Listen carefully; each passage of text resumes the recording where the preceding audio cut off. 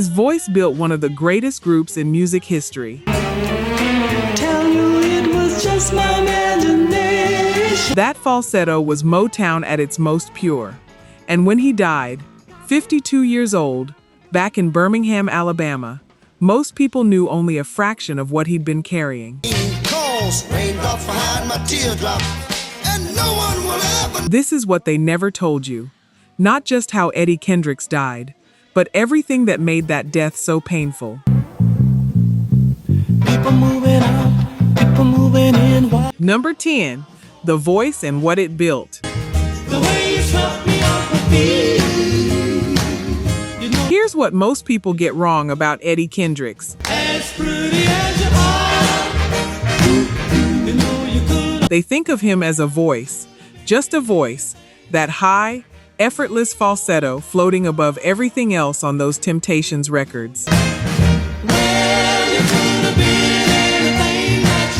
And yes, that's real.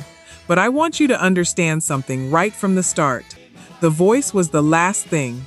Before the voice came everything else. Eddie Kendricks was born in Union Springs, Alabama, on December 17, 1939. His family moved to the Ensley neighborhood of Birmingham when he was still a boy, and the first place he ever sang was a church choir. Standing next to his best friend, a kid named Paul Williams. They'd actually met before the choir. In elementary school, the story goes that Paul dumped a bucket of mop water on Eddie's head, and they ended up in a fist fight, and then somehow became inseparable. If you've ever had a friendship that started messy and turned into the most important relationship of your life, you already know what this is. They formed a group called the Cavaliers in 1955, moved to Cleveland, then Detroit, renamed themselves the Primes, and while they were building their name in Detroit, they helped put together a female companion group.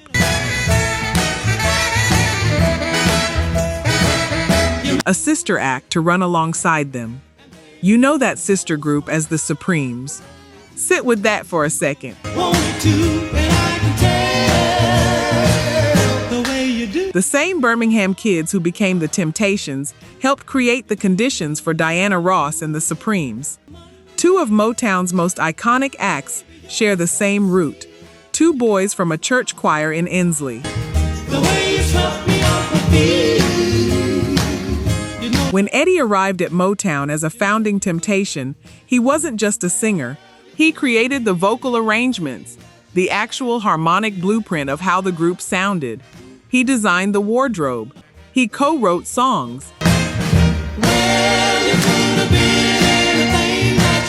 His bandmates called him Cornbread, not for the voice, because of his genuine love of cornbread. That small detail matters. It tells you who he was outside the music. But here's what never gets said. You made my life complete. The way you do the things you do. You made my... The man most responsible for the Temptations' sound, their look, and the architecture of their harmonies would eventually be forced out of the system he helped build, and stripped of almost everything he'd made. And if you've ever given everything to something you believed in, while others made decisions above you that you had no say in, you already know what kind of story this is going to be. Number 9, The Machine. By the mid-1960s, the Temptations were the greatest male vocal group in America, and Eddie Kendricks was at the center of it. His falsetto on The Way You Do the Things You Do, on Get Ready, these aren't just great performances. They don't age because they were never really tied to a moment. They just exist outside of time. But inside the machine, something else was happening. Here's what doesn't usually get said about Motown's golden era. Never ask who makes my dreams real. I say The artists gave everything, and the label kept most of it. The structure was designed to produce records, not to protect the people making them. And Eddie Kendricks, who had been doing the vocal arrangements and building the Temptations' identity since before they were even the Temptations, was starting to see that more clearly every year. Then Norman Whitfield took over as the group's primary producer. The sound shifted hard, away from the romantic ballads Eddie had thrived in, the Smokey Robinson era he loved, and into something psychedelic, harder, experimental. And here's what I want to be clear about. The psychedelic stuff was brilliant. Cloud 9, the Grammy it won in 1969, brilliant. But it wasn't Eddie Kendricks' music, and his role in the group's story was slowly being reduced. His best friend Paul Williams was getting sick, too ill to perform reliably. Eddie watched that happen, watched the person he'd been singing with since a Birmingham church choir begin to disappear from the stage. And he was simultaneously fighting his own internal battles with Otis Williams and Melvin Franklin. Then one night in November 1970, during a residency at the Copacabana nightclub in New York, Eddie Kendricks walked off after the first performance and didn't go back. It was mutually decided he was done. But here's the part almost nobody mentions. While he was already working on his first solo album, the Temptations went into the studio and recorded a song called Superstar, Remember How You Got Where You Are. The title is exactly what it sounds like, written as a direct jab at Eddie and David Ruffin, who'd left 2 years earlier, by the group they helped build. Eddie Kendricks didn't respond. He just kept working.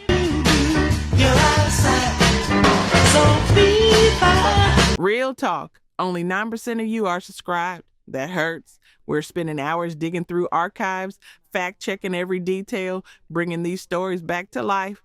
And if you're watching this far, you clearly care. So hit subscribe. It's free and takes 2 seconds. Now, to my subscribers, barely any of you have joined the membership. And honestly, that stings even more. You know the work we put in. You keep coming back. If these videos have ever made you feel something, if this music means something to you, join the membership.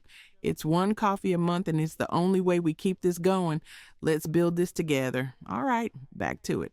Number 8, Just My Imagination. If you've heard Just My Imagination, Running Away With Me, and you have, you already know what Eddie Kendricks could do with a falsetto.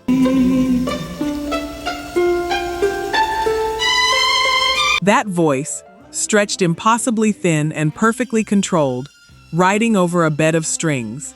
The longing in it. The way he makes wanting something you can't touch sound like the most beautiful ache in the world. What they never tell you about that record is this. By the time Just My Imagination reached number 1 on the pop chart in April 1971, Eddie Kendricks had already left the group, already signed as a solo artist to Motown's Tamla imprint, already working on something new.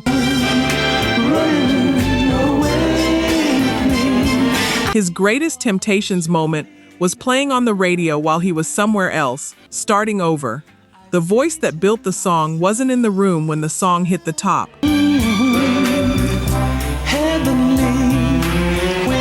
His first 2 solo years were hard, singles that missed the top 40. The Temptations kept releasing hits without him, and the music industry has a short, ungrateful memory when someone leaves a winning formula. Then 1973 happened. Keep On Truckin', goes number 1. Not just R&B, the pop chart too. Certified gold, over 1 million copies sold. Eddie Kendricks, solo, on his own name, on his own terms, hits the top of the mountain by himself. And the next year, Boogie Down goes to number 2 and moves another 1 million copies. If you heard Keep On Truckin' for the first time at a cookout, or on a car radio with someone's window down in the summer, or at a block party where the adults just got up and started moving without being asked, you already know what that record does to a room. It doesn't negotiate, it just starts, and your body makes the decision before your mind gets involved. For one real moment, Eddie Kendricks was standing exactly where he deserved to stand. Don't ever let another take a love. At the top, on his own name, nobody else's group, but Motown had a long memory, and getting free of that machine was going to cost him something he couldn't have anticipated. Something he'd spent his entire adult life building. She passes by. Number 7, the price of freedom. This is the part of Eddie Kendricks' story that almost never gets told. And when it does, it usually gets told gently. I don't want to tell it gently. When Eddie decided he was done with Motown, done with the lack of creative control, done with how the money worked, he told them he wanted out. They said no, flat out. He offered to buy his way out of the contract, still no. And then the negotiation turned into something else entirely. According to accounts documented by people in his circle, people close to these events, and captured in first-hand reporting, Motown's price for releasing him was his royalties. Not future royalties going forward, all of them. The financial stake in his own work. Everything. And here's the detail that gets buried when this story gets told. There are detailed sourced reports that as this situation escalated, Eddie Kendricks ended up in a hospital being seen by psychiatrists. That's when, by most accounts, he finally signed the agreement. He would never speak about it directly, but those close to him did.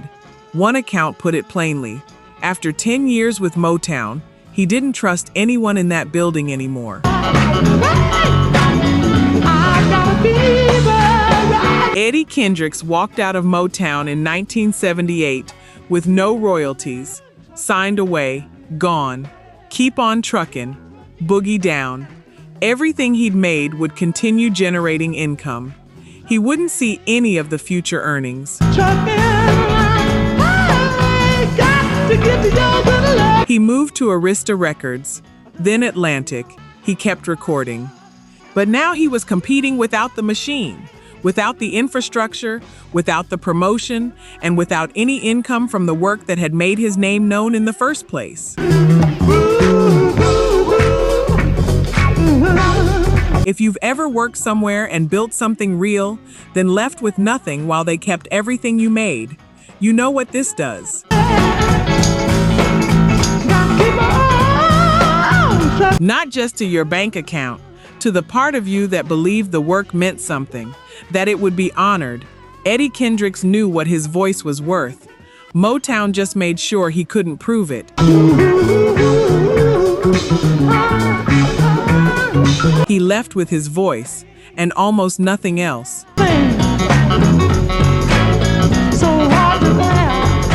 Number 6, The Warning. In 1982, Eddie and David Ruffin rejoined the Temptations for a reunion tour. The audiences were overjoyed, the original voices, back on stage, back in harmony, and during the recording sessions for the reunion album, something happened that never really made it into the public conversation. Eddie was struggling to hit the high notes. The falsetto, the thing that had defined him for over 20 years, wasn't behaving the way it always had. His voice was slipping. Dennis Edwards, his former bandmate, noticed it and encouraged him to see a doctor. He went. The doctor found something, a small amount of cancer on one of his lungs. A warning, early enough maybe, to do something real about it. He refused treatment, not because he didn't understand the diagnosis, but because, and this is the part that I keep coming back to every time I sit with this story, he was afraid of losing his hair. The fear of what chemotherapy would do to how he looked was stronger, in that moment, than his willingness to fight the cancer while it was still small. The same pride and precision about his appearance that had made him the Temptations' wardrobe designer, that had kept him polished on stage for 2 decades, that quality made him walk away from the one warning that might have changed everything. I don't know if I can judge him for that. He was human. He made a human choice out of a very human fear, and some of you probably understand that more than you want to say out loud. Whether that was the right call, I'll let you decide. He pushed it away. He kept touring. He kept recording, and for years the cancer stayed quiet, growing slowly underneath everything that came next.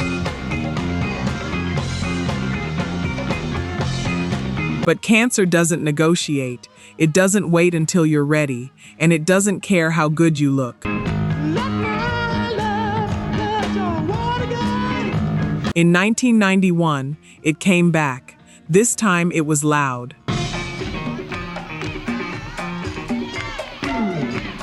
Number 5, the Hall of Fame and the phone call that changed everything. In 1989, the Temptations were inducted into the Rock and Roll Hall of Fame. What can make me feel this way? And Eddie Kendricks was there, standing with the men he'd built that sound with. Standing with David Ruffin, who he'd been slowly reconnecting with in the years since they'd both left. At the induction ceremony, something important came out of it. Eddie and Ruffin made plans with Dennis Edwards to tour together, not as the Temptations, they were clear about that. Talking about my girl. As Ruffin, Kendrick, and Edwards, former leads of the Temptations, 3 men who had each, at different points, carried that group on their voices. 3 men who had each been pushed aside, who had struggled, and who had kept going anyway. They did a month-long tour of England in 1991.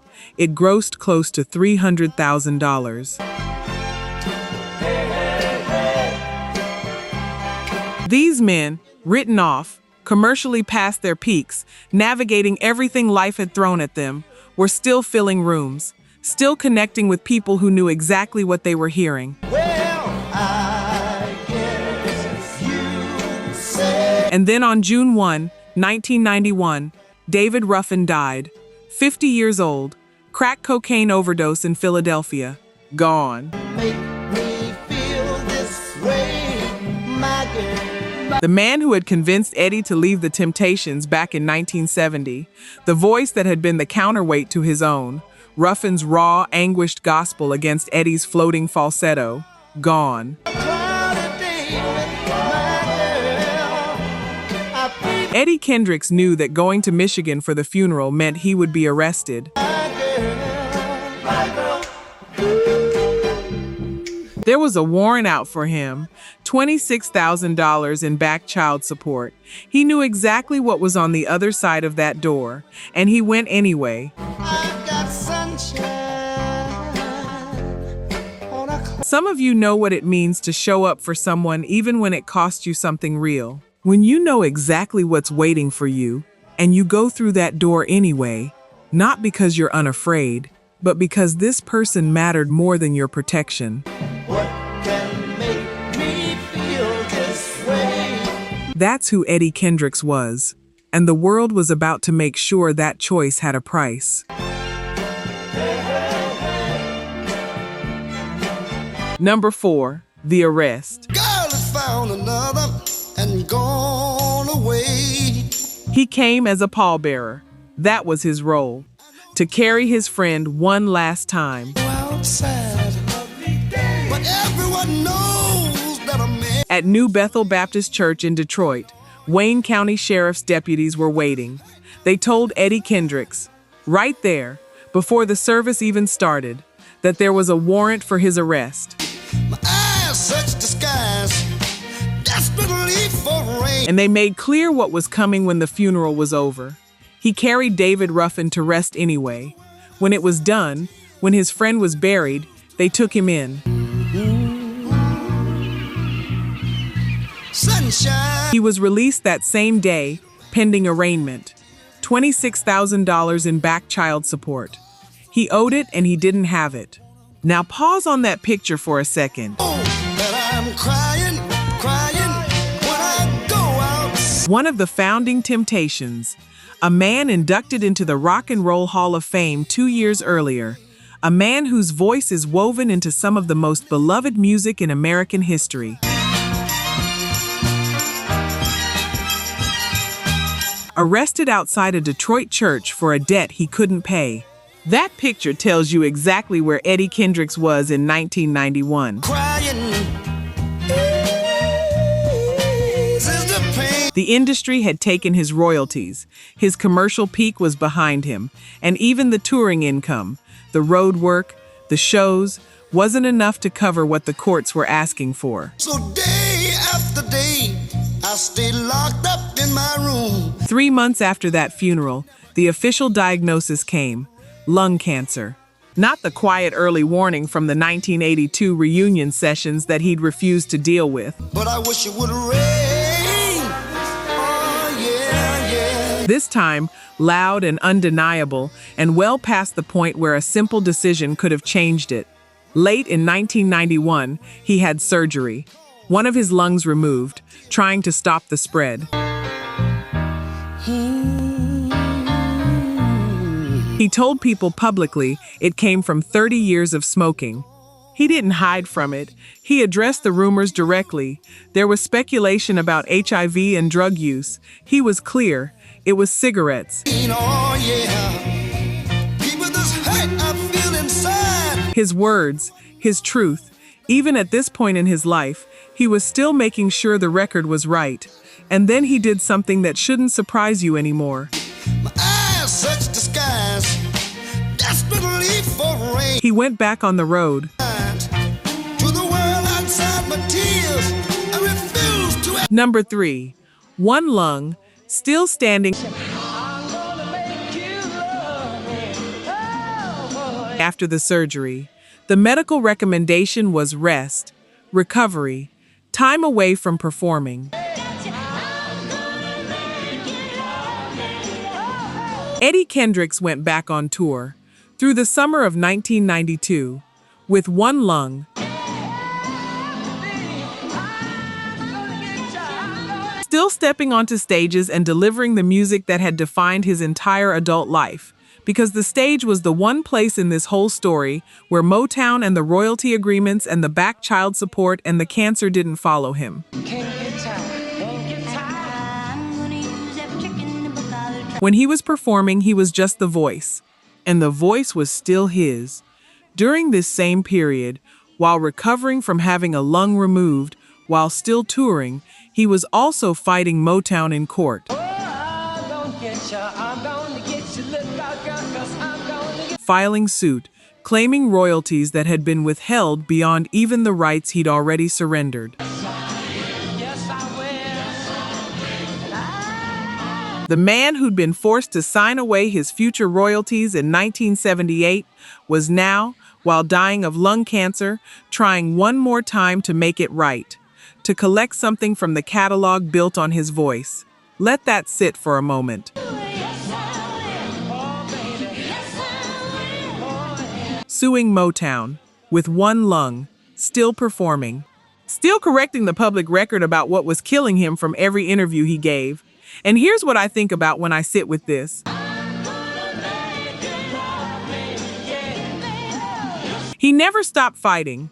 Not the cancer, not the industry, not the story other people wanted to tell about him. Every single thing he had left, he used, right to the end. You know what that kind of resilience comes from. If you've ever been told in 100 different ways that what you built doesn't quite belong to you, if you've ever watched someone else benefit from your work while you scraped, you don't need it explained. You know why you keep going. Not because you expect to win, because you refuse to stop.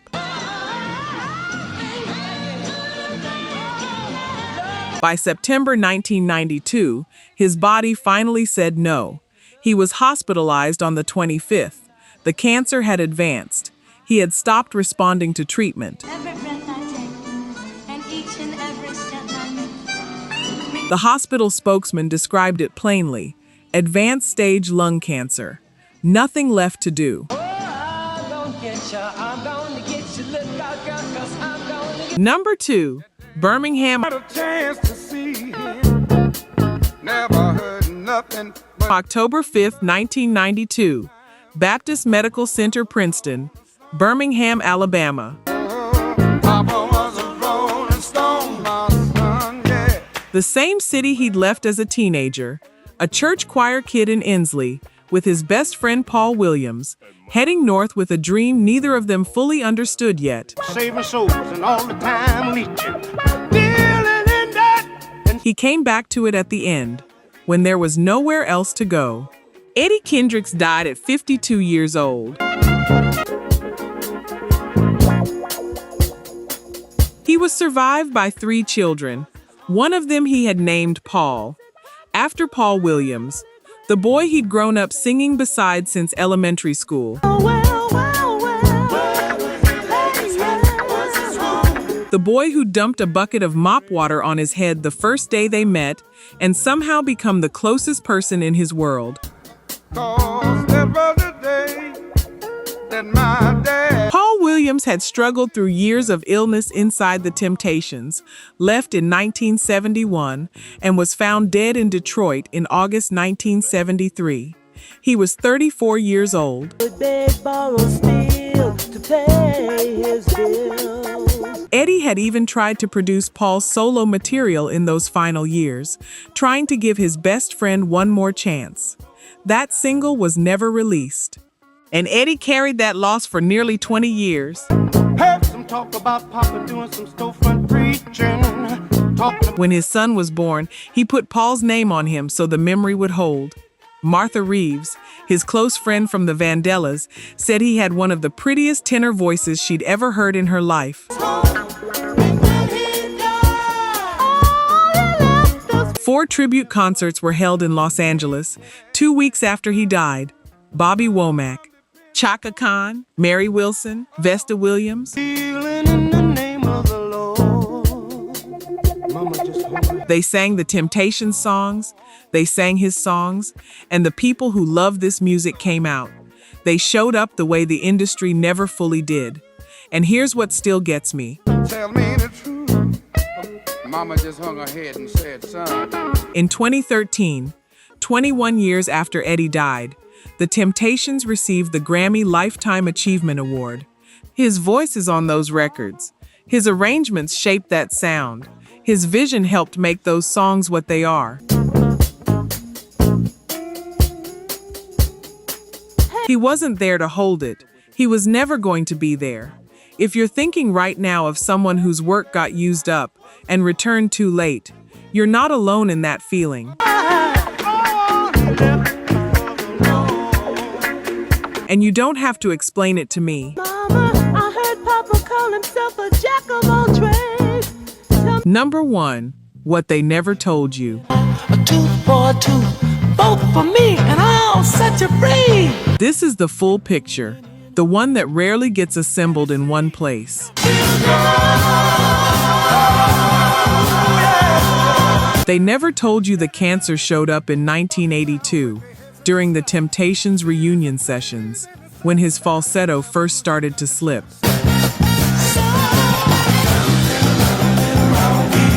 A doctor found it early enough to do something, and Eddie Kendricks refused chemotherapy because he was afraid of losing his hair. Pride, human pride. That's the Beatles' new records of gas. And the only safe place to live. The same quality that made him meticulous about presentation, that made him care deeply about how he showed up. It made him walk away from the one warning that might have saved him. They never told you what Motown made him sign to walk out that door, that his royalties were the price of his freedom. That according to detailed accounts from people who were there, the situation escalated until he was hospitalized, seen by psychiatrists, and signed those papers under conditions he never fully spoke about publicly. The people close to him spoke for him. They never told you he walked into that Detroit church knowing he would be arrested, that he served as a pallbearer for David Ruffin anyway.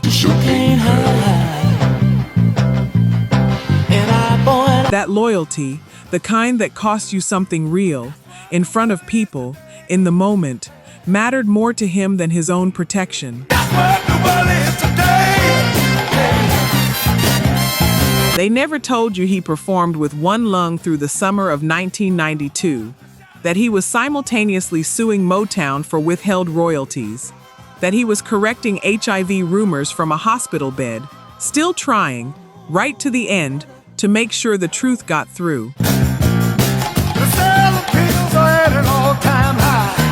The painful death of Eddie Kendricks wasn't just a diagnosis. It was the final chapter of a life squeezed from every angle. By a system that took more than it gave, by a body that gave out too soon, by circumstances that should never have been allowed to accumulate the way they did. But here's what no one can take from him. The music is still there. Just My Imagination is still there. Keep On Truckin' is still there. The vocal arrangements, the harmonies, the wardrobe, the blueprint of what the Temptations sounded like at their best, all of it still there. His work outlasted the machine that tried to own it. Which part of this story hit you hardest? Drop it in the comments. I want to know. And if someone in your life needs to know who Eddie Kendricks really was, not just the voice, but the whole man, send this to them. That's what we can still do for him now. People moving out, people moving in. Why?